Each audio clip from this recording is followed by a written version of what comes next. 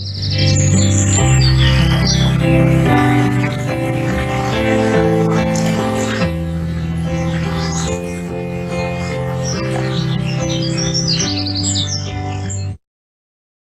sesi ini, di pelajaran pertama ini, saya mau berbicara mengenai perjalanan jiwa atau perjalanan kita menuju kepada Allah.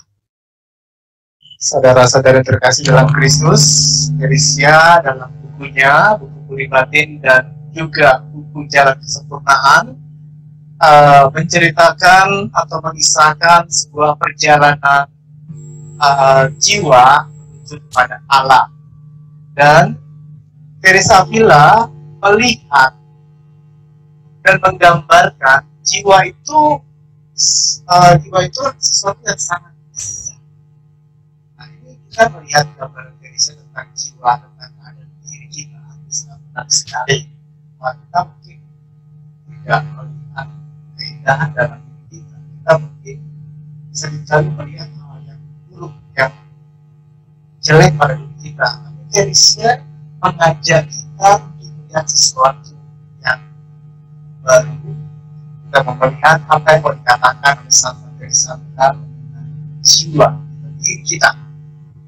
Teresa Avila menggambarkan keindahan jiwa itu seperti sebuah puri. Mungkin kita di zaman ini, kita di Indonesia ini tidak begitu banyak mengerti dan tidak begitu tahu mengenai puri. Teresia yang di abad pertengahan dan di zamannya di Eropa sana itu banyak puri atau banyak kastil. Dia mengerti dengan jelas keindahan sebuah puri atau sebuah istana atau kastil. Jadi menurut Teresia, jiwa kita atau diri kita itu digambarkan begitu indah oleh Teresa Avila seperti sebuah puri yang sangat indah. Kalau misalkan kita masuk ke dalam sebuah puri, saja di sana ada taman yang indah, kemudian ada ruang-ruang yang indah. Kita bisa masuk dan mendapati banyak keindahan di dalam sebuah puri. Nah, Teresia Avila mengatakan demikian. Ketika dia berdoa kepada Tuhan untuk berbicara, waktu dia mau menulis mengenai kehidupan doa, dia mengatakan,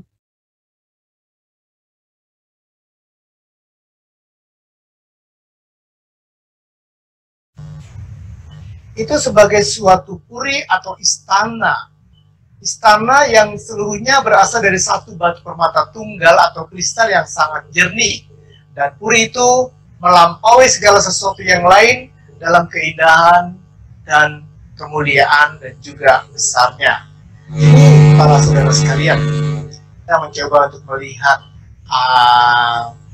apa yang digambarkan oleh Teresia mengenai puri. Kita melihat di sini ada beberapa gambar puri.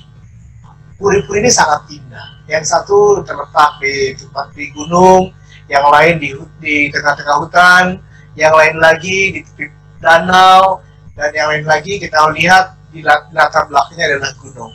Puri memiliki keindahan baik di tempatnya maupun di dalamnya. Di dalam puri, kalau kita masuk ke dalam puri, digambarkan di sana ada taman-taman yang indah, ada letak-letak bebatuan yang indah. Juga kalau kita masuk lebih ke dalam lagi, di sana ada ruangan-ruangan yang juga sangat indah. Jadi hidup kita atau diri kita atau jiwa kita itu digambarkan oleh Teresa sebagai sebuah puri yang sangat indah, di mana keindahan yang paling dalam, yang paling besar maksud saya, keindahan yang paling besar itu terdapat di pusat puri. Nah, Teresa menggambarkan jiwa itu seperti puri dengan 7 ruangan yang konsentris. Jadi di depan itu ada bagian luar itu ada ruang pertama, bagian berikutnya ruang kedua, ruang ketiga, sampai di tengah-tengah puri. Di sana Allah bersemayam, Allah bertahta di pusat puri batin atau di dalam puri itu. Dan di sanalah keindahan yang paling indah terdapat, atau jika memancar ke seluruh puri. Allah tinggal di pusat puri, tempat yang paling indah. Maka saudara sekalian, jiwa kita itu indah, jiwa kita itu mulia karena apa? Karena Allah tinggal di dalamnya, Allah bersemayam di dalamnya. Allah yang menciptakan kita, Allah yang membuat kita secitra dan segambar dengan Allah. Jika kita membaca kitab-kitabnya, dikatakan bahwa kita tuh diciptakan secitra dan segambar dengan Allah. Ada sebuah keindahan yang sangat besar, ada keluhuran di mana martabat ilahi atau karya kita ini menjadi sebuah gambaran dari Allah sendiri. Jiwa diciptakan menurut gambarannya sendiri. Maka sebetulnya saudara sekalian, Teresa ini memiliki sebuah pandangan yang sangat luhur tentang diri kita atau tentang jiwa kita. Dia menggambarkan diri kita ini sangat indah, dan keindahan itu ada di dalam puri, dan di sana di dalam pusat puri itu di mana Allah tinggal, Allah berdiam di sana, ada sumber air yang terus-menerus mengalir. Dan juga digambarkan bahwa pada pusat jiwa itu ada matahari yang selalu bersinar, matahari yang menyinari seluruh puri, matahari yang memberikan keindahan yang memancar dari pusat puri sampai ke ruang yang ke-6, ke-5, ke-4, ke-3, ke-2, dan sampai ruang yang pertama. Tapi di ruang yang pertama digambarkan cahaya di sana hanya remang-remang saja, karena letaknya jauh dari pusat puri. Saudara sekalian, jadi Teresa mau mengatakan bahwa jiwa kita itu indah, diri kita itu secitra dan segambar dengan Allah. Allah tinggal dalam hati kita yang paling dalam. Allah bersemayam di sana. Nah, mungkin ada yang bertanya atau juga pertanyaan, kalau Allah tinggal di dalam jiwa kita dan kemudian kita itu berbuat dosa, apa yang terjadi? Apakah Allah itu seakan-akan pergi dari jiwa kita, dari diri kita? Teresa mengatakan tidak. Ketika manusia berdosa atau ketika kita berdosa, Allah tetap tinggal di dalam jiwa kita. Dosa, Teresa mengatakan, tidak dapat menjamah atau tidak dapat mencapai inti jiwa yang terdalam. Allah di dalam lubuk hati kita itu tidak terganggu atau tidak terpengaruh oleh dosa yang kita lakukan. Allah tetap tinggal di pusat jiwa kita. Allah ada di sana. Akan tetapi dosa yang kita lakukan menyebabkan jiwa kita asing dengan kehadiran Allah. Allah ada di pusat jiwa kita, Allah berdiam di dalam pusat jiwa kita, tetapi kita tidak mengenali Allah dan kita merasa asing dengan kehadiran Allah. Kita hidup dalam sebuah alienasi di mana kita tidak mengenali Sang Pencipta yang sebetulnya tinggal di dalam lubuk hati kita. Ini suatu keadaan yang sebetulnya sangat menyedihkan. Dan kalau kita semakin sering berbuat dosa, kehadiran Allah atau realitas Allah yang ada di dalam hati kita itu menjadi sebuah realitas yang asing, realitas yang tidak kita kenali kehadirannya. Maka saudara sekalian, kalau kita semakin banyak berbuat dosa, semakin sering kali berbuat dosa, orang yang berbuat dosa pada akhirnya dia tidak mengenali realitas ilahi yang ada dan berdiam dalam hatinya. Dia hanya sibuk dengan hal-hal duniawi, dengan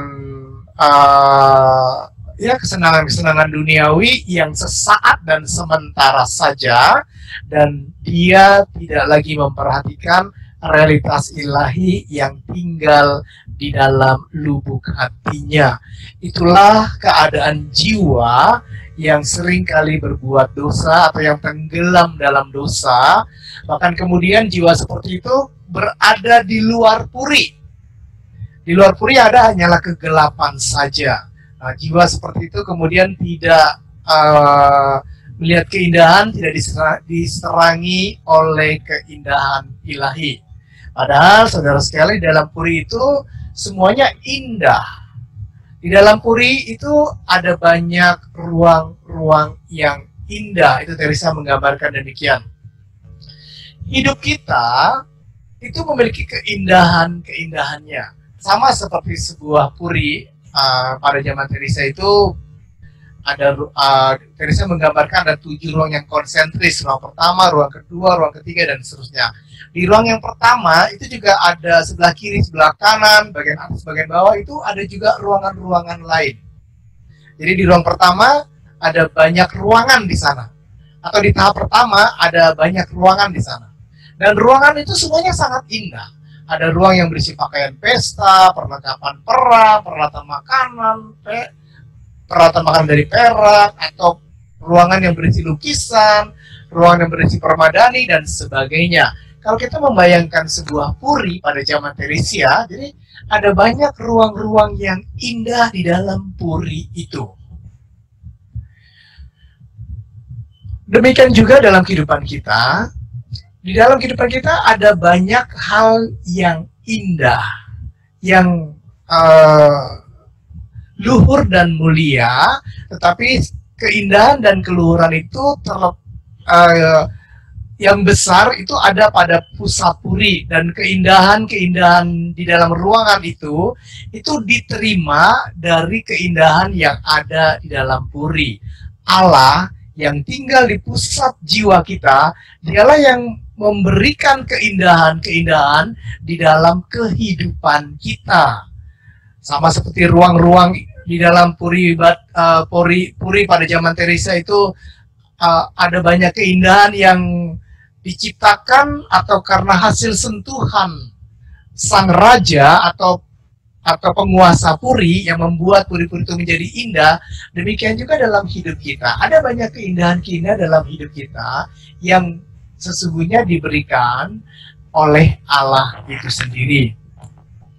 Tapi sekali lagi, keindahan paling besar itu ada di pusat puri, yaitu pada Allah itu sendiri. Maka saudara sekalian, kita tidak boleh tinggal dalam satu keindahan, satu ruangan. Jadi kalau misalkan suatu saat, ini gambaran sebuah puri, kalau misalkan suatu saat kita masuk ke dalam sebuah ruangan, ternyata di ruangan itu kita menikmati atau melihat ada baju-baju pesta yang sangat indah misalkan. Dan kita senang melihat baju pesta itu, kita senang melihat keindahan-keindahan itu. Nah, Teresa mengatakan dalam jiwa itu tidak boleh tinggal dalam satu ruang itu saja. Karena kalau jiwa mau dan mengendaki dia masuk ke dalam ruang yang sama saja, dia tidak akan mendapatkan keindahan-keindahan di ruangan yang lain, dan juga bahkan tidak akan mendapatkan keindahan yang sejati yang ada di pusat jiwa kita. Saudara sekalian, seorang yang masuk dalam puri, dia harus terus berjalan.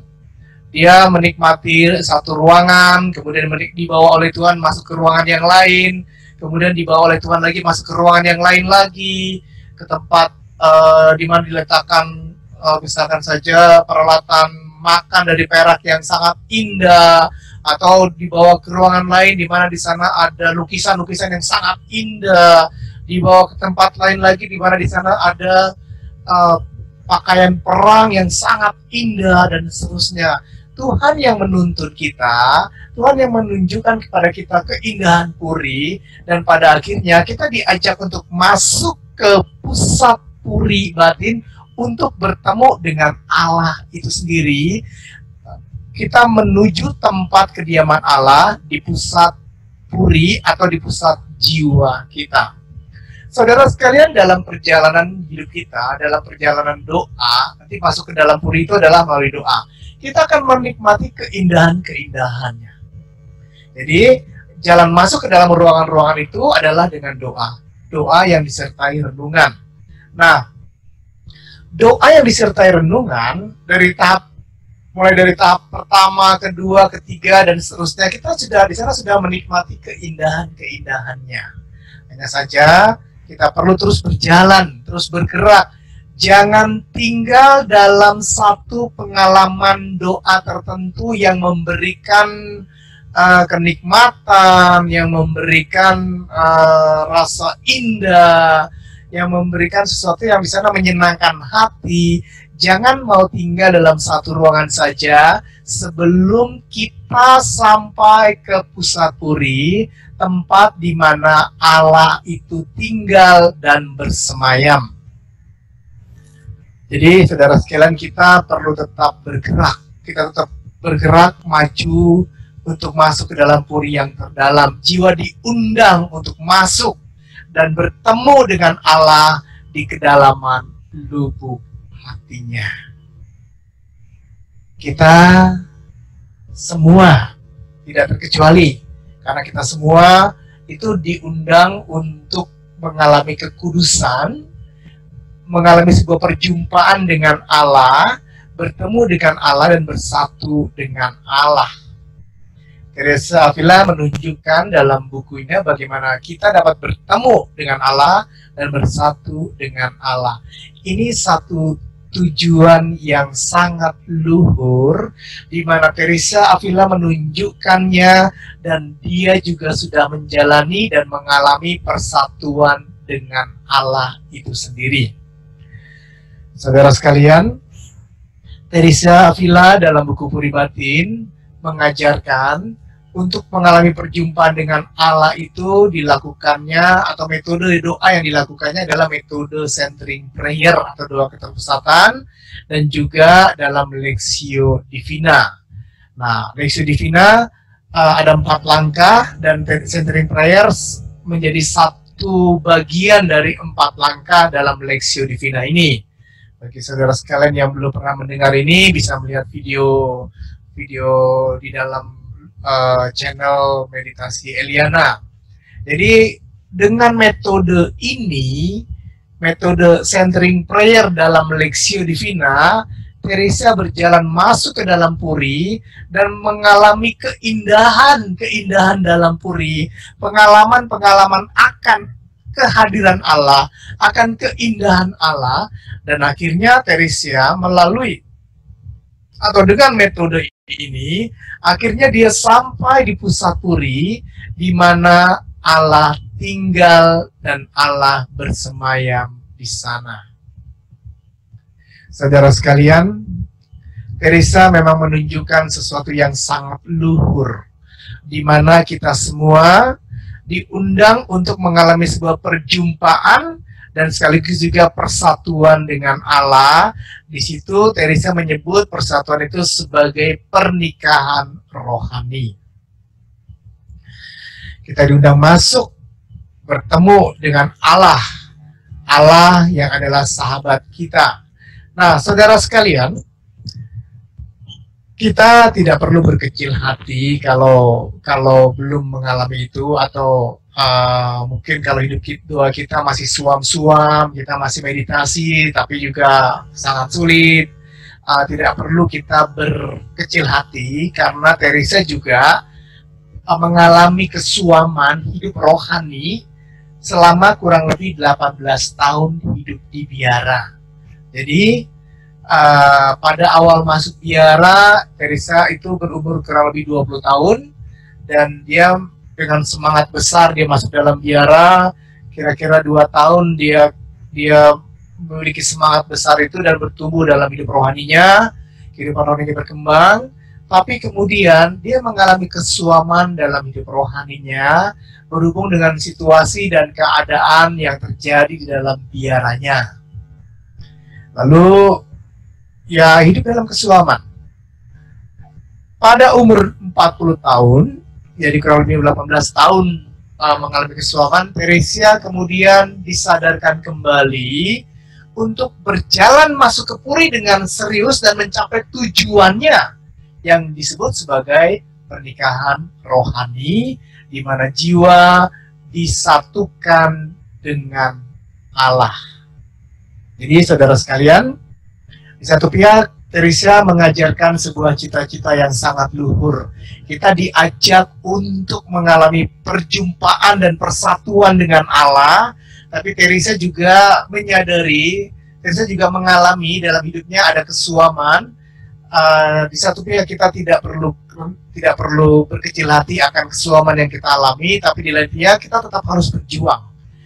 Teresia setelah disadarkan bahwa dia mesti dan harus masuk dalam puri untuk mencapai tujuan yang disebut sebagai pernikahan rohani, dia kemudian dengan semangat dia memulai hidup rohaninya kembali, dan pada akhirnya dia mengalami sebuah pengalaman indah, persatuan cinta dengan Allah. Saudara sekalian, kita semua diundang untuk masuk ke dalam puri, untuk bertemu dengan Allah. Allah tinggal di pusat hati kita. Allah tinggal di kedalaman lubuk jiwa kita. Kita diundang untuk bertemu dengan Allah. Di dalam pusat jiwa kita ini, Teresa mengatakan dalam buku Puri Batin, ada surga. Allah berdiam di surga. Surga itu ada di kedalaman lubuk hati kita. Di sana Allah tinggal. Hanya selama ini kita merasa asing dengan kehadiran Allah karena kita seringkali berbuat dosa. Saudara sekalian, Teresia mengingatkan kita untuk kembali menemukan kodrat kita yang hilang, sekaligus juga mengalami kesadaran baru akan kehadiran Allah dalam hati kita. Kita diundang untuk masuk ke dalam pusat jiwa kita. Kita diundang untuk berjalan mencintai Tuhan dan bertemu dengan sahabat kita. Allah adalah sahabat kita. Dia tinggal di kedalaman lubuk hati kita. Kita diminta oleh Teresa Avila yang memberikan teladan ini untuk berjalan dan bertemu dengan Allah yang berdiam di pusat kedalaman lubuk hati kita. Saudara sekalian, Teresia dalam bukunya Puri Batin memang dia mengatakan ada 7 tahapan untuk sampai pada ruang yang terakhir di mana Allah berdiam, Allah tinggal. Dia menguraikan tahapan-tahapan itu dalam bukunya, khususnya dalam buku Puri Batin, dan ketika jiwa sampai di ruang yang ke-7, di sanalah terjadi persatuan yang definitif dengan Allah sendiri. Jiwa bersatu dengan Allah dalam sebuah pernikahan rohani. Sama seperti sebuah pernikahan tidak lagi dapat dipisahkan karena sudah menikah, maka persatuan dengan Allah di dalam ruang yang ke-7 itu juga sudah tidak lagi bisa dipisahkan. Jiwa mengalami persatuan dengan Allah secara definitif. Ini berbeda dengan ruang yang ke-6. Ruang ke-6 itu, nanti kita akan lihat satu persatu ruangan ini. Ruang 6 itu disebut sebagai ruang pertunangan rohani. Pertunangan meskipun sangat jarang dan sulit untuk dipisahkan atau terpisah, tapi masih tetap bisa terjadi. Orang bertunangan itu masih bisa pisah, sedangkan orang yang masuk dalam ruang yang ke-7 mengalami pernikahan rohani, dia mengalami persatuan dengan Allah, dia mengalami perjumpaan secara definitif dengan Allah dan bersatu dengan Allah. Jadi saudara sekalian, Teresa dalam bukunya ini menggambarkan langkah-langkah rambu-rambu bahwa doa kita itu tidak sesat. Doa itu kita benar kalau apa yang kita lakukan, apa yang kita alami dalam doa kita itu sesuai dengan apa yang disampaikan oleh Teresia di dalam puri batin ini. Jadi ruang-ruang dimaksudkan ini sebagai uraian tentang perkembangan doa menuju pada kesucian dan di ruang yang ketujuh. Jadi saudara sekalian, tujuan yang dinyatakan Teresia itu sangat konkret sekali. Bukan kekudusan secara umum, tapi kita dipanggil untuk mengalami pengalaman konkret akan Allah. Kita ingin mengalami pengalaman persatuan dengan Allah. Yang diharapkan memang persatuan itu nanti tidak lagi terpisahkan. Perjumpaan dengan Allah dan persatuan dengan Allah tidak lagi terpisahkan dalam ruang yang ketujuh. Makin hari kita diajak untuk semakin mendalam mengalami pengalaman akan Allah, mengalami kesadaran akan kehadiran dan realitas Allah, dan ini akan mengubah hidup kita. Nah, Teresia memiliki sebuah tujuan kekudusan yang sangat konkret, bukan hanya umum saja, tapi dia mengatakan bahwa kita semua dipanggil untuk mengalami pengalaman akan realitas ilahi, kehadiran Allah dari hari ke hari diharapkan semakin dalam. Teresia menggambarkan pengalaman yang tertinggi, yaitu pengalaman pernikahan rohani, supaya banyak orang terdorong untuk menjalani kehidupan doa ini. Dia mengobarkan semangat orang yang membaca bukunya supaya masuk dalam ruang puri batin. Dalam ruang-ruang puri batin dan itu dilakukan dengan doa meditasi. Bagi Teresia, doa yang dilakukan adalah centering prayer dalam Lectio Divina, atau kita juga bisa melakukan dengan doa Yesus. Jadi ada banyak cara dan jalan ke sana, tapi tujuannya satu, mengalami perjumpaan dengan Allah dan juga pada akhirnya mengalami persatuan dengan Allah. Nah, inilah gambaran tujuan dan cita-cita yang disampaikan oleh Teresia mengenai kita semua. Nah, saudara sekalian, saya akan mencoba untuk mengajak kita semua dalam pengajaran Zoom ini selama 7 pertemuan mulai hari ini. Kita akan melihat satu persatu, mulai dari ruang pertama, ruang kedua, ruang ketiga, dan seterusnya sampai ruang ketujuh. Kita akan melihat gambaran perjalanan ini supaya ini menjadi rambu-rambu bagi kita yang menunjukkan bahwa kita itu berada pada arah yang benar untuk menuju ke pusat puri. Saudara sekalian, perlu kita sadari bahwa puri batin itu atau puri itu asing bagi kita. Allah yang memiliki puri itu dan berdiam dalam puri itu, Dia yang mengetahui jalan-jalannya. Jalan rohani pun bagi kita sangat asing, sehingga kita perlu dituntun oleh Tuhan untuk masuk ke dalam puri dan akhirnya mencapai ruang yang terdalam. Kalau kita tidak dituntun oleh Tuhan, mungkin kita akan tersesat di ruangan-ruangan tertentu dan asik menikmati satu ruang tertentu sehingga lupa akan perjalanan. Banyak orang yang demikian. Banyak orang yang asik menikmati pengalaman tertentu sehingga lupa akan tujuan perjalanan. Nah, saudara sekalian, dalam perjalanan ini, makanya supaya kita dituntun Tuhan dalam perjalanan ini, Teresia mengingatkan satu syarat penting dalam perjalanan ini adalah kerendahan hati atau pengenalan diri yang akan membawa kita pada kerendahan hati. Jadi kalau kita mau hidup doa kita berkembang, kita perlu melakukan meditasi kita dengan kerendahan hati, memohon rahmat dan juga pimpinan Tuhan yang menuntun kita memasuki lorong-lorong doa. Tapi juga kita perlu waspada terhadap kerendahan hati yang palsu. Mungkin ada orang mengatakan, wah kamu sombong, kamu mau menjadi kudus, kamu bertemu dengan Allah mengalami doa persatuan. Kamu tuh tidak layak, kita tidak layak, dan seterusnya. Itu Itu kita mesti hati-hati dengan ungkapan seperti itu. Memang di satu pihak kita tidak layak.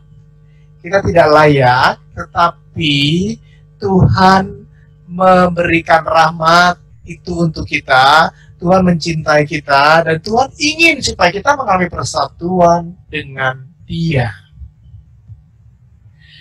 Saudara sekalian, kita semua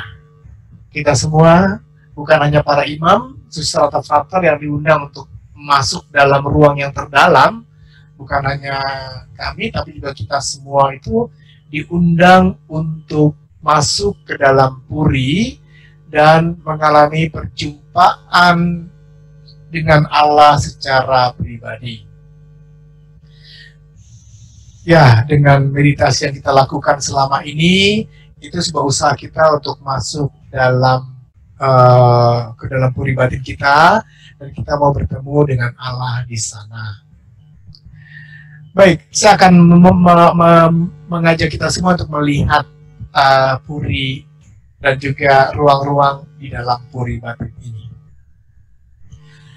Puri batin atau sebuah puri itu indah, dan di sana diterangi oleh cahaya yang berasal dari pusat puri.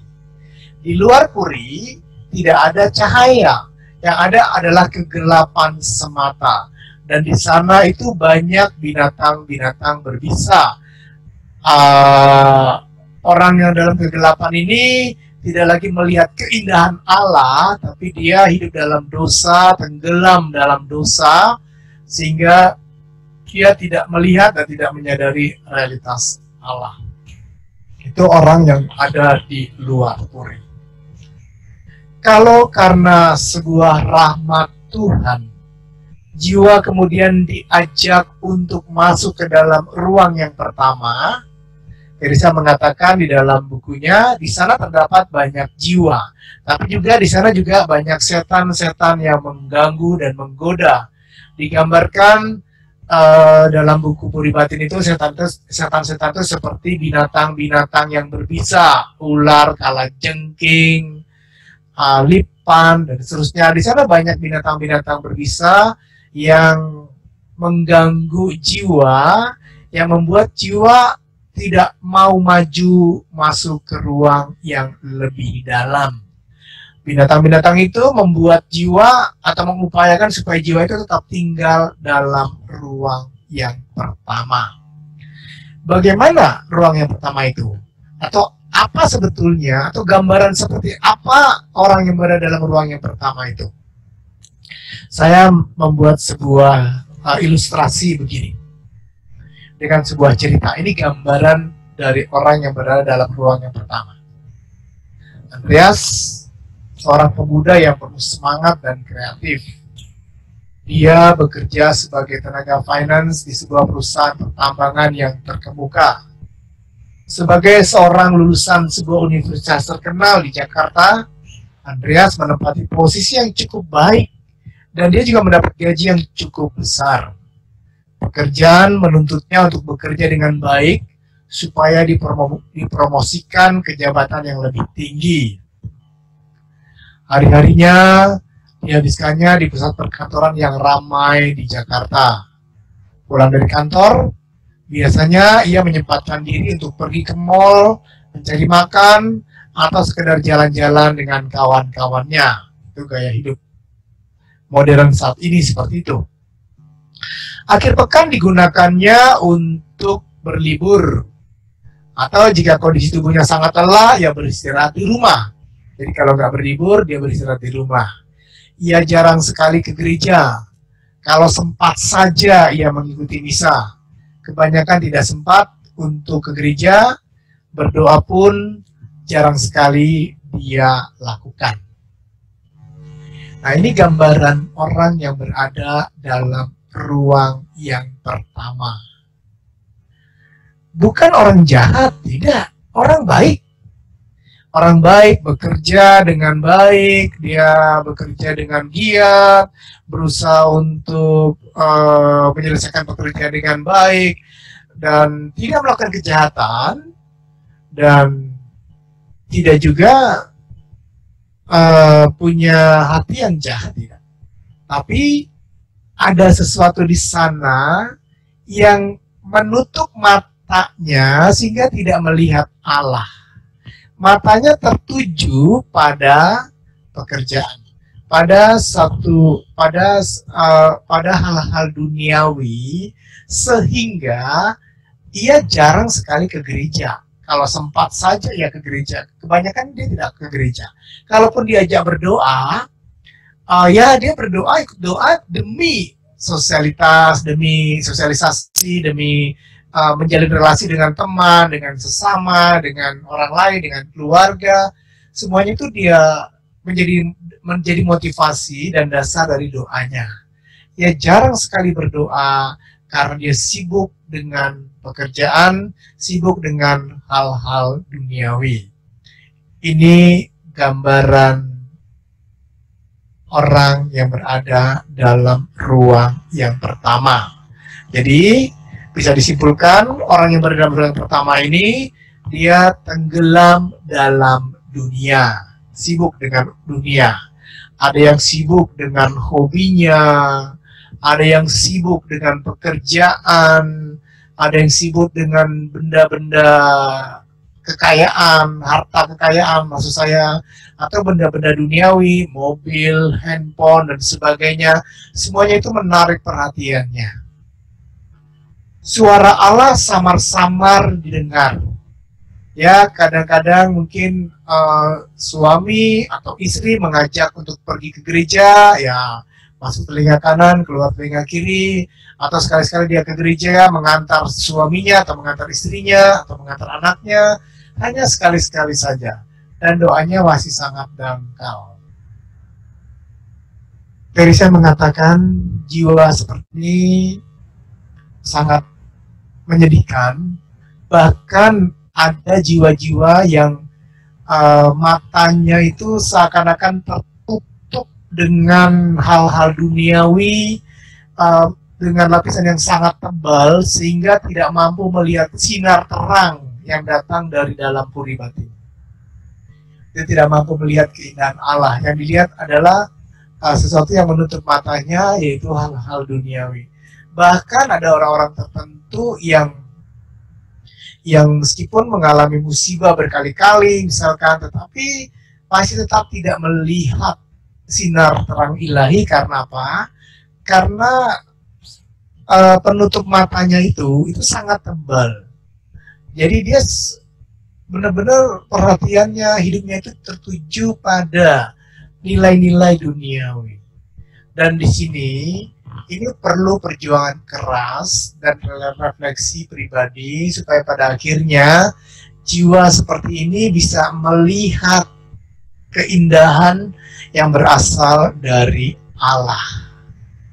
Kita perlu banyak berdoa untuk jiwa-jiwa yang demikian supaya melihat bahwa realitas itu bukan hanya realitas dunia, tapi ada sebuah realitas lain di dalam keabadian yang akan kita jalani untuk seterusnya. Jadi ada sebuah realitas lain daripada realitas dunia yang tidak jasmani ini. Kita perlu banyak berdoa untuk mereka. Ya mungkin, dan saya yakin kita yang mengikuti kelas ini, saya kira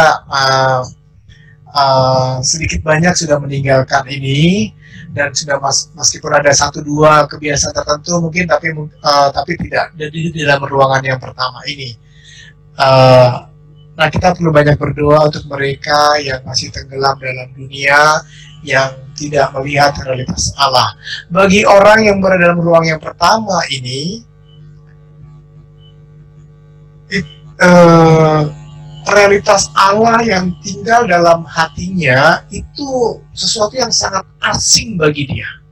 Sekali lagi saudara sekalian, Allah tidak pernah meninggalkan lubuk jiwa kita. Allah tetap berdiri.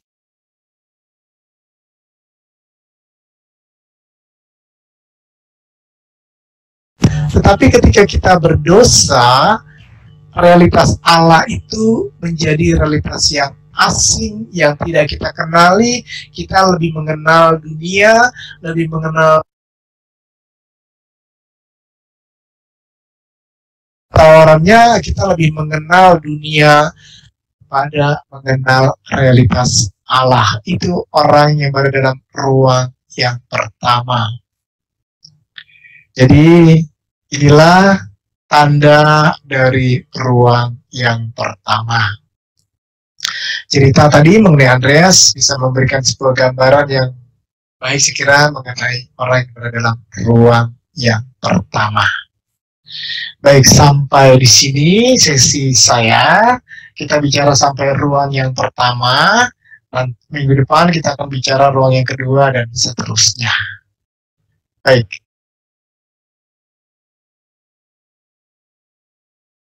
Ini pertanyaan pertama dari Maria Irani. Dosa menyebabkan jiwa merasa asing dengan realitas kehadiran Allah di dalam jiwa. Boleh disebutkan malam gelapkah, Romo, itu? Dan apakah maksudnya sama seperti malam gelap tetapi berbeda esensinya dengan malam gelap dari Safira? Teresa Safira tidak bicara soal malam gelap. Malam gelap itu Yohanes Salib yang berbicara mengenai malam gelap. Tapi malam gelap yang dibicarakan Yohanes Salib itu sangat berbeda sekali dengan orang yang berada dalam ruang yang pertama ini. Kalau dalam malam gelap, Yohanes Salib itu sebagai sebuah purifikasi, sebagai sebuah pemurnian, tahap pemurnian dari Allah. Nanti kita akan bicara itu dalam ruang yang ke-5 dan ke-6. Dalam ruang yang 5 ke 6, saya akan berbicara mengenai malam gelap juga, karena malam gelap Yohanes Salib itu nanti ada hubungannya dengan atau korelasinya itu di ruang 5 dan ruang 6. Atau memasuki ruang ke-5 dari Yohanes Salib, dari Teresa Avila. Tapi di ruang yang pertama ini sifatnya sangat berbeda. Ini benar-benar orang hidup tenggelam dalam dunia dengan menikmati dunia. Kalau malam gelap itu dia tidak bisa menikmati Allah, juga tidak bisa menikmati dunia, atau dia ikut misa tidak bisa menikmatinya, tidak, rasanya kok kering, hambar, tapi dunia pun juga terasa hambar. Itu tanda malam gelap. Kalau di sini dalam ruang pertama ini dia suka dengan hal dunia, tapi tidak suka dengan atau merasa kering dengan hal-hal rohani. Begitu. Oke, baik. Terima kasih, Romo. Lalu pertanyaan kedua, apa yang terjadi jika kita melakukan dosa berat? Apakah Allah tetap hadir di pusat jiwa atau sudah meninggalkan kita? Allah, seperti kalau kita mengikuti apa yang dikatakan Teresa Avila, Allah tidak pernah meninggalkan jiwa kita. Allah tetap tinggal di sana. Meskipun kita berdosa berat, Allah tetap mencintai kita. Allah tetap mengasihi manusianya, kita diajak untuk bertobat kalau kita melakukan dosa berat. Allah tidak pernah meninggalkan lubuk hati kita, karena kita adalah citra Allah, kita adalah gambaran Allah. Jadi Allah tetap tinggal di sana. Hanya saja kita merasa asing dengan kehadiran Allah, tidak lagi mengenali kehadirannya. Gitu, Inga. Baik, terima kasih, Romo. Pertanyaan ketiga, bagaimana caranya kita mengetahui kalau kita sudah berada pada ruangan yang berbeda? Nanti saya akan memberikan gambaran ruang yang pertama seperti apa, ruang kedua seperti apa, ruang ketiga seperti apa, dan seterusnya. Saya akan memberikan gambaran itu tahap demi tahap sampai 7 pertemuan kita ini. Baik, siap. Mungkin, ya, makanya kita mengikuti lengkap ya, Romo, ya, 7 pertemuan ini. Baik. Ya. Lalu pertanyaan berikutnya, Romo, apakah meditasi Kristiani dengan menyebut berulang-ulang Maranatha merupakan salah satu bentuk dari centering prayer? Ya, itu salah satu bentuk, bukan centering prayer, lebih tepatnya adalah salah satu metode doa Yesus, karena menyerukan sebuah rumusan doa tertentu, atau kalau yang dari pengajar mereka mengatakan menyebutkan mantra Maranatha itu seperti doa Yesus sebetulnya. Itu juga sebuah bentuk doa meditasi yang berbeda sedikit dengan centering prayer. Tentu saja agak sedikit berbeda metodenya, tapi itu juga bisa membawa kita pada kedalaman hidup rohani kita. Bisa dipakai Maranatha juga. Intinya. Oke, baik, terima kasih. Nah, ini Romo ada yang bertanya, untuk menggunakan buku Puri Batin itu yang bisakah menggunakan dari Romo Yohanes atau Suster Marieta, Ya, puri batin itu memang diterjemahkan oleh Sister Marieta. Kalau Romo Yohanes tidak menerjemahkan, hanya memberikan mengulas mengenai puri batin. Boleh saja sebagai pengantar untuk memahami puri batin. Buku saya juga sebagai pengantar untuk memahami puri batin. Ya, saya menulis buku tahap-tahap doa. Itu sebagai pengantar untuk mengerti dan memahami puri batin. Begitu. Romo bisa tolong jelaskan gambaran ketika jiwa bertemu dengan Allah. Nah, ini dibilang kalau waktu meditasi mengalami tenang, damai, sukacita, apakah itu juga tanda perjumpaan dengan Allah? Betul. Ini pengalaman tenang, damai, keheningan, dan kedamaian itu juga sebuah perjumpaan dengan Allah. Memang di sini perjumpaan dengan Allah itu ada gradasinya. Ada yang kita hanya mengalami ketenangan dan kedamaian, tapi kehadiran Allah itu seakan-akan samar-samar saja. Tapi kemudian ada juga yang mengalami keheningan dan kedamaian, tapi juga ada dalam iman. Tapi sekali lagi dalam iman ada sebuah keyakinan bahwa Dia sungguh menyertai, Dia sungguh ada, Dia sungguh mengasihi, dan seterusnya. Jadi ada yang mengalami kesadaran akan kehadiran Allah itu sangat kuat juga ada. Nah, itu ada gradasinya. Ini yang disebut oleh Teresa sebagai doa hening yang membawa pada ketenteraman. Nanti akan dijelaskan ini lebih lanjut dalam ruang yang keempat. Oke. Baik. Lalu pertanyaan selanjutnya, itu pernikahan rohani terjadi saat kita sudah meninggal atau masih hidup di dunia? Tahap-tahap puri batin Teresa Avila ini dialami oleh Teresa ketika dia masih hidup. Jadi pada waktu dia masih hidup, dia mengalami sebuah pernikahan rohani dengan Tuhan, persatuan cinta dengan Tuhan. Sebetulnya kalau dalam tahap ini, kalau Teresa Avila menyebutnya tahap pernikahan rohani, Yohanes Salib menyebutnya tahap ini sebagai tahap persatuan transforman, persatuan yang mengubah. Jiwa disatukan dengan Allah. Itu sudah ada sejak di dunia ini. Baik, itu ingat. Ya, baik, Romo. Lalu selanjutnya, Romo, apakah dosa skisma bisa masuk ke dalam pusat puri? Dosa skisma bisa masuk ke dalam puri maksudnya? Ya, pertanyaannya dari Bapak atau Ibu Baptista ya, Romo, apakah dosa skisma bisa masuk ke dalam pusat puri? Prinsipnya begini, kalau kita berdosa, kita bertobat, tidak ada dosa yang tidak bisa diampuni. Tuhan katakan kan, meskipun dosamu merah seperti kirmizi akan menjadi putih seperti salju. Kalau kita berbuat dosa, kita mohon pengampunan pada Tuhan lewat seorang pastor, menerima pengampunan dosa, lalu kemudian kita bisa kemudian bertumbuh dalam hidup rohani lewat melakukan meditasi, centric prayer, ataupun doa Yesus. Jadi prinsipnya kalau kita berbuat dosa, kita perlu mengaku dosa, dan kemudian kita serius dengan hidup rohani kita.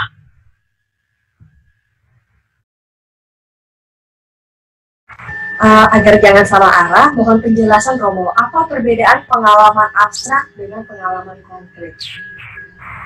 Pengalaman abstrak dengan pengalaman konkret. Ya, dia mau bilang maksudnya gimana? Mungkin bukan pengalaman konkret dalam arti mungkin pengalaman yang benar gitu ya. Dalam arti kalau yang pengalaman yang benar dengan pengalaman yang tidak benar seperti apa? Kalau itu yang ditanyakan, pengalaman yang abstrak dan pengalaman yang konkret. Mungkin kalau pertanyaan diubah sedikit, pengalaman yang bagaimana kita mengenai pengalaman yang benar dan yang tidak benar. Ya, akhirnya memang dari buahnya. Pengalaman akan Allah itu, pengalaman itu perlu membawa kita pada dua hal. Buahnya itu dua hal. Pertama, cinta kepada Tuhan menjadi semakin besar. Yang kedua, pengenalan akan diri sendiri, kerendahan hati dan kelemahan diri sendiri juga menjadi semakin besar.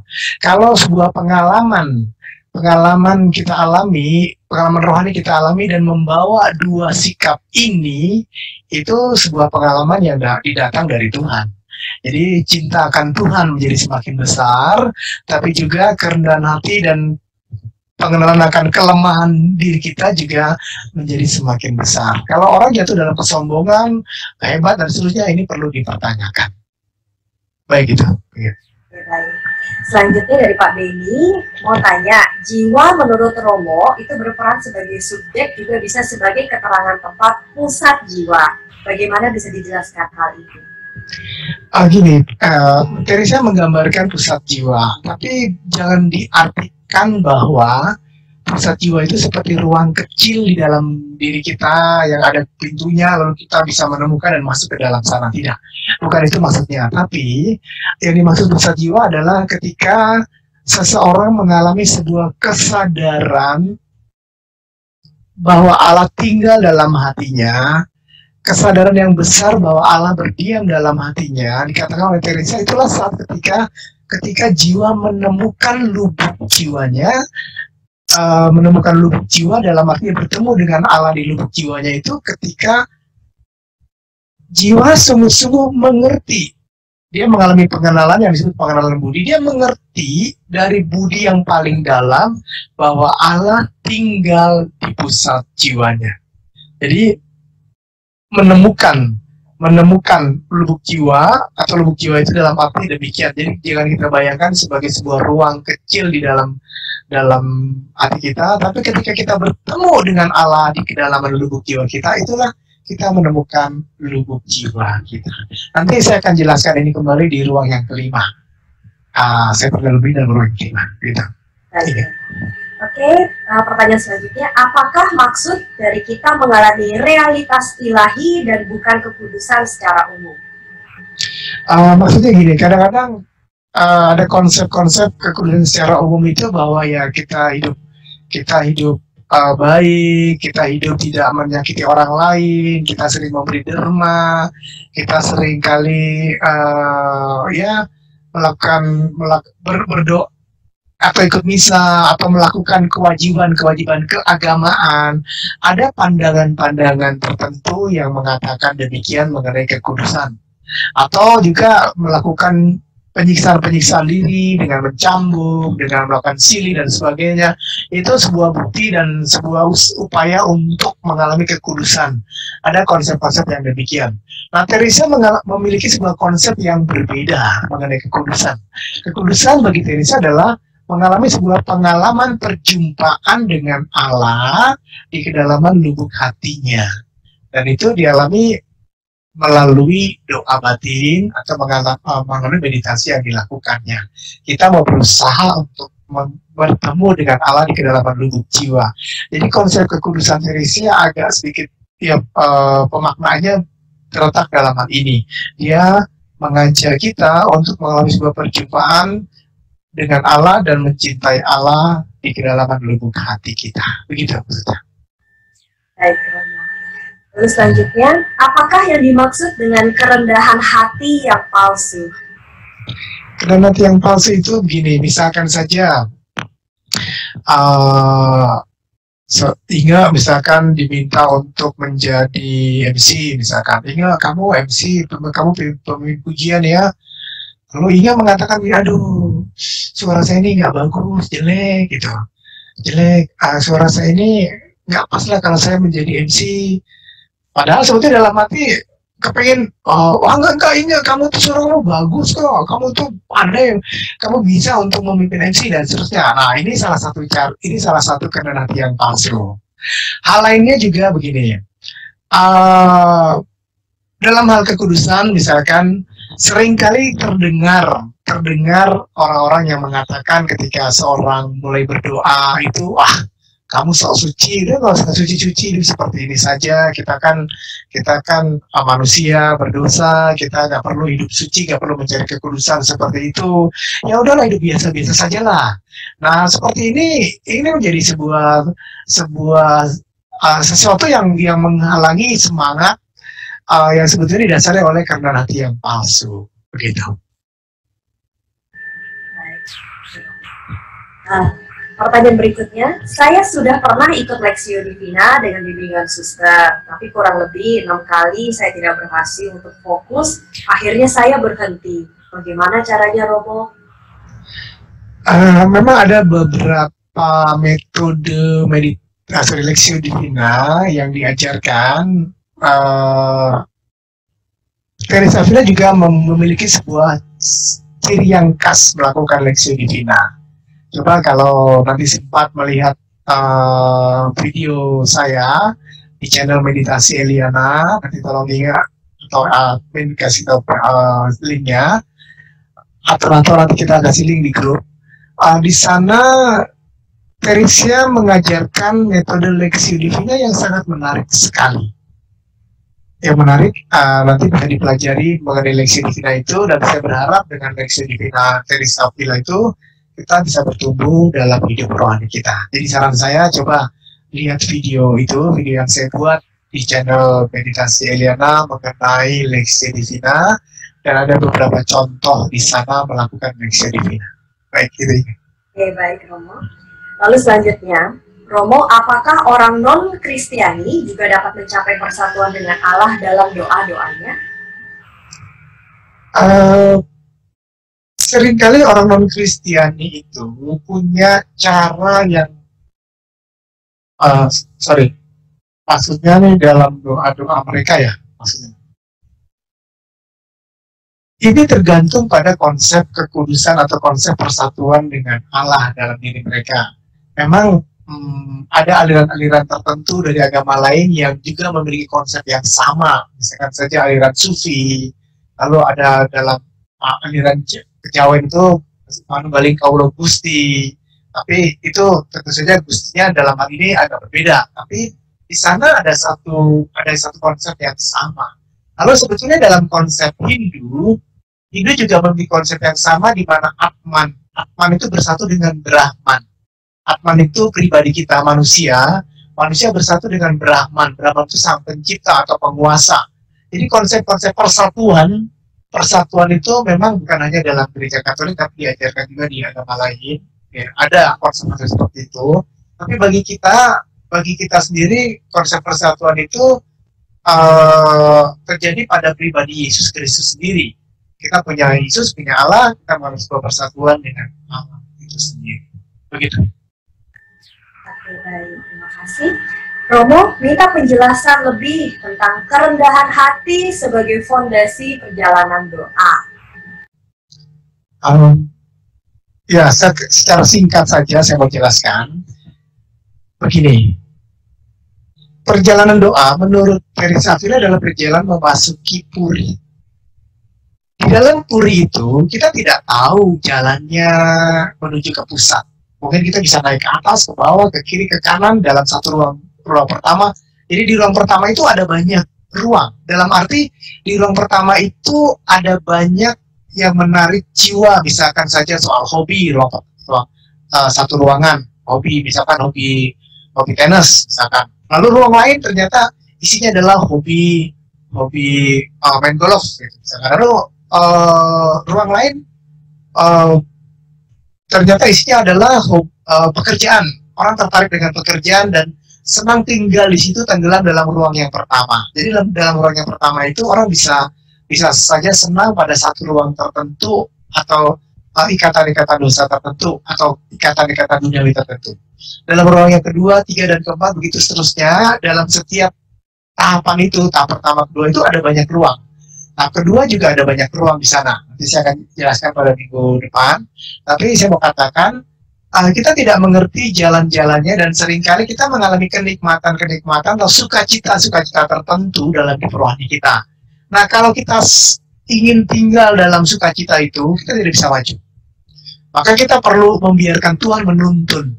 Tuhan menuntun kita untuk masuk dalam puri itu, sampai akhirnya tiba di pusat puri batin. Jadi dengan kerelaan hati, Tuhan, saya mau datang padamu.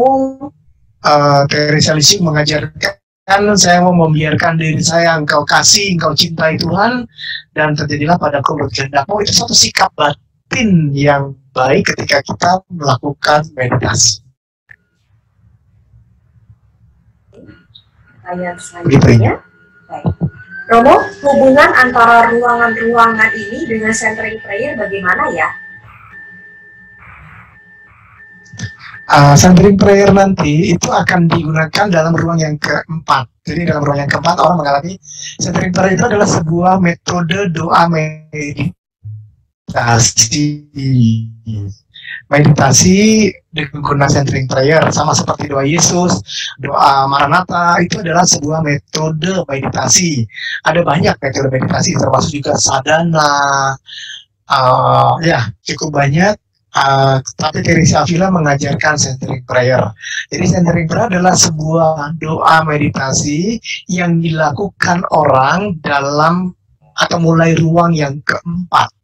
Orang yang di ruang yang keempat adalah orang yang mulai melakukan doa meditasi ini. Tapi memang belum tentu dia menemukan Allah di sana, tapi dia berusaha sudah bertemu dengan Allah dengan meditasinya. Begitu ya. Selanjutnya, Romo, bagaimana supaya perjalanan jiwa kita tidak jalan di tempat? Ya perlu latihan meditasi, perlu latihan dan ini perlu waktu. Saya menyarankan lah, coba pelajari meditasi Teresa Avila ini, metode centering prayer-nya itu sangat baik sekali, sangat bagus. Teresa sendiri mengatakan dalam bukunya Puri Batin, kalau seseorang melakukan centering prayer dalam waktu 1 tahun, bahkan 6 bulan saja, dia akan menguasai daya-daya jiwa. Artinya pelanturan, ingatan, semuanya itu akan dikuasai kalau dia melakukan centering prayer hanya dalam waktu 6 bulan saja. Tapi dilakukannya ya setiap hari, bukan 3 bulan sekali ya, sama saja tidak akan pernah maju. Gitu. Begitu. Jadi yang penting latihan dan komitmen dalam latihan itu. Baik. Ya Romo, ini ada beberapa pertanyaan yang mirip-mirip. Jadi ada yang bertanya pada saat menutup mata dan atau bermeditasi, ada pengalaman-pengalaman tertentu seperti misalnya melihat ada persegi hitam, ada sinar terang dan sebagainya. Apakah itu suatu tanda atau apa? Itu saya menyebutnya sensasi tertentu atau gejala-gejala fisik yang bukan menjadi tujuan, atau gejala sampingan yang bukan menjadi tujuan. Jadi ada badan maju mundur, bergerak maju mundur, atau badan bergoyang ke kiri ke kanan, atau seperti mutar badan kita ini, dan banyak gejala-gejala atau sensasi-sensasi yang mungkin terjadi sebagai gejala sampingan, bukan tujuan. Nah, yang perlu kita lakukan adalah kalau kita mengalami situasi seperti itu, jangan diperhatikan. Kalau kita tidak memperhatikan, maka itu akan hilang dengan sendirinya. Tapi kalau kita perhatikan, makin lama makin besar itu. Misalkan bergoyang ke kiri ke kanan, makin lama makin besar goyangan itu. Tapi kalau kita tidak perhatikan, dia akan menghilang dengan sendirinya. Gitu. Oke, terima kasih. Lalu selanjutnya, Romo, bagaimana contoh seseorang yang ada di luar puri? Orang di luar puri ya tidak pernah ke gereja, mereka yang sungguh-sungguh tenggelam dalam dosa, misalkan saja pengikut gereja setan, itu mereka sungguh-sungguh di luar puri, sungguh-sungguh menolak Allah, maka itu orang di luar puri. Jadi mereka pada dalam kegelapan, mereka menjadi miliknya kuasa kegelapan itu sendiri. Ya mereka khususnya orang-orang yang pemuja setan atau pengikut gereja setan itu mereka adalah orang-orang di luar puri. Begitu ya. Baik. Lalu selanjutnya, Romo, apa yang membuat orang berpindah dari ruang satu? Apakah hanya dari rahmat Allah atau kesadaran dia sendiri? Keduanya. Rahmat Allah itu perlu ditanggapi oleh kita. Satu pihak ada tarikan rahmat Allah. Tadi seperti tadi saya katakan, kadang-kadang ada orang-orang tertentu di ruang pertama yang matanya itu tertutup dengan tutup yang tebal, yang pandangan matanya itu hanya hal-hal duniawi saja. Mungkin satu saat ada satu pengalaman tertentu yang membuat pandangan itu mulai retak atau pecah, sehingga dia mulai melihat sinar terang itu mulai masuk ke dalam matanya. Nah itu banyak cara, nanti kita akan lihat itu dalam bagian yang kedua, bagaimana orang bisa beralih dari yang pertama ruang pertama sampai ruang yang kedua, Itu ada banyak cara, tapi di satu pihak rahmat Allah diperlukan, di lain pihak juga kerjasama dari kita juga diperlukan. Begitu ya. Oke, Romo, nanti kita masuk ke beberapa pertanyaan, mungkin kita batasi sampai 3 pertanyaan, dan nanti pertanyaan yang berikutnya bisa kita posting di grup, nanti akan dijawab di grup, boleh begitu, Romo? Betul, baik. Nah, saya akan jawab, nanti bisa chatting juga kalau kita post di grup. Baik. Ini pertanyaan yang pertama dulu, Romo. Mau tanya, kenapa kalau berdoa kadang terasa kering? Kering itu bisa disebabkan 2 hal. Pertama, kering karena kemunduran. Yang kedua, kering karena tadi malam gelap. Atau kering karena sebuah tahap di mana kita mengalami sebuah pemurnian. Atau mengalami malam gelap. Nah, kering yang menjadi tanda kemunduran itu seperti apa? Kering yang menjadi tanda kemunduran itu, kalau kita kering dalam doa, dalam hal-hal rohani, tapi senang dengan hal-hal duniawi atau senang akan hal-hal yang menjauhkan kita dari Tuhan, itu bukan kekeringan, itu kelalaian dan itu adalah itu kemunduran. Atau kalau kita kering dalam hidup rohani, tapi kemudian juga bisa menikmati hal lain, atau karena kita jarang melakukan doa, itu juga bisa menjadikan doa kita menjadi kering. Atau bisa juga karena mungkin kita perlu mencari metode-metode tertentu supaya doa kita itu disegarkan kembali dan kemudian bisa bertumbuh dengan baik. Ya juga kesalahan melakukan sebuah metode akhirnya mungkin tidak cocok dengan metode itu, nah kita bisa beralih ke metode lain.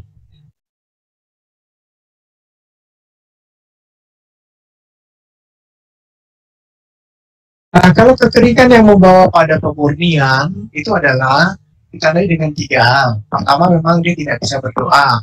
Rasanya kok kering sekali doanya itu. Yang pertama. Yang kedua, dia tidak tertarik dengan hal-hal duniawi. Hal rohani tidak tertarik atau tidak memberikan sukacita. Hal-hal duniawi yang selama ini dia memberikan sukacita padanya juga tidak memberikan sukacita ketika dia melakukannya.